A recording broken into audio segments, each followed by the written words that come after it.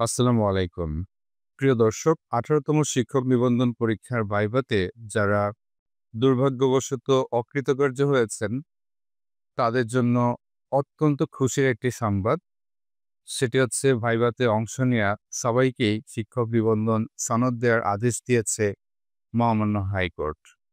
আপনারা টাইটেলটি দেখেই বুঝতে পারছেন, ভাইভায় অংশ নেওয়া সবাইকে শিক্ষক নিবন্ধন সনদ দেওয়ার আদেশ হাইকোর্টের। এই খবরটি প্রকাশিত হয়েছে আজ ৩ জুলাই বেলা ১২টা ৫৪ মিনিটে। তো যারা এতদিন ধরে আন্দোলন করছিলেন এবং এই বিষয়টির একটি সমাধান চাচ্ছিলেন, তাদের জন্য অত্যন্ত খুশির এই সংবাদ। তো আমরা নিউজটি একটু বিস্তারিত দেখি, আসলে কি হতে যাচ্ছে।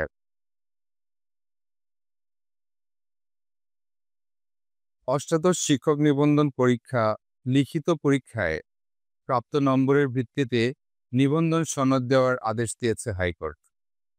তার মানে লিখিত পরীক্ষায় প্রাপ্ত যে নম্বর, সেটার উপর বেস করেই নিবন্ধন সনদ দেওয়ার জন্য হাইকোর্ট নির্দেশ দিয়েছে। একই সঙ্গে রিটকারীদের ষষ্ঠ নিয়োগ সুপারিশের জন্য বিজ্ঞপ্তি ২০২৫ এর অ্যাপ্লিকেশন পূরণের সুযোগ দিতে বলা হয়েছে। ৩ দিনের মধ্যে আদেশ কার্যকর করার কথাও বলা হয়েছে। সুতরাং আগামী ৩ দিনের মধ্যে এই আদেশ কার্যকর করা হবে। হাইকোর্টের আদেশটির বিপক্ষে আপিল করার প্রস্তুতি নিচ্ছে এনটিআরসিএ। একাধিক গ্রুপে বিভক্ত হয়ে ভাইভায় অনুত্তীর্ণদের একাংশ রিট আবেদন করেছেন। এর মধ্যে ২টি রিটের শুনানি শেষে আদেশ হয়েছে। মোট কতজন রিট করেছেন তা এখনো জানা যায়নি।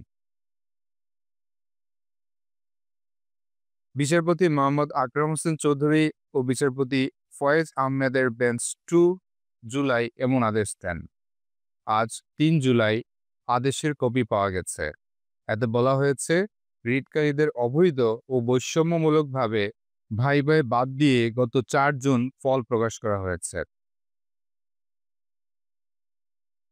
এদিকে ভুলে ভরা ফল প্রকাশের পর থেকে আন্দোলনকারীদের ভয়ে অফিসে যাচ্ছেন না এনটিআরসি চেয়ারম্যান অতিরিক্ত সচিব মোহাম্মদ মফিজুর রহমান। এদিকে ১৮তম শিক্ষক নিবন্ধন পরীক্ষায় চূড়ান্ত ফলাফলে অনুত্তীর্ণ প্রার্থীরা সনদের দাবিতে আজ বৃহস্পতিবারও সকালে রাজধানীর জাতীয় প্রেসক্লাবের সামনে সড়কে অবস্থান নেন। এর আগে গত সোমবার বেসরকারি শিক্ষক নিবন্ধন ও প্রত্যয়ন কর্তৃপক্ষের কার্যালয়ের সামনে অবস্থান কর্মসূচি পালন করেন তারা।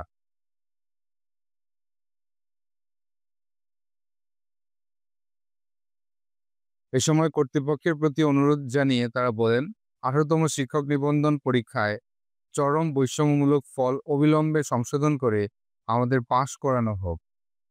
তা না হলে হাজার হাজার মেধাবী ও পরিশ্রমী তরুণ শিক্ষকের ভবিষ্যৎ ধ্বংস হয়ে যাবে এবং এনটিআরসির উপর দেশের শিক্ষার্থীরা আস্থা হারাবে।